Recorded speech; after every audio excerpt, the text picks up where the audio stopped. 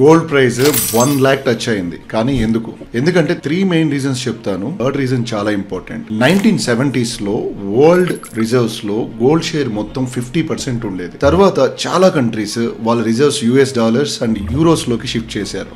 Gold share just 10% కి drop అయింది. 2015 నుంచి సెంట్రల్ బ్యాంక్స్ మళ్ళీ గోల్డ్ బై చేయడం స్టార్ట్ చేశారు. ఇప్పుడు gold share is around 21%. Earlier central banks every year 400 to 500 turns gold కొనేది. ఇప్పుడు వాళ్ళు ఎవ్రీ ఇయర్ 1200 టన్స్ కొంటున్నారు.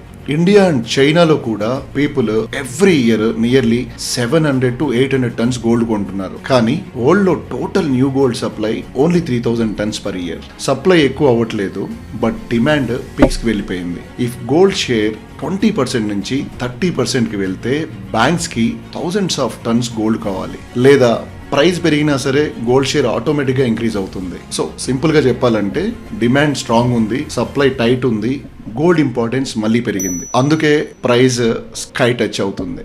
ఇలాంటి మరిన్ని ఫైనాన్షియల్ ఇన్సైట్స్ కోసం నన్ను ఫాలో అవ్వండి. Thank you.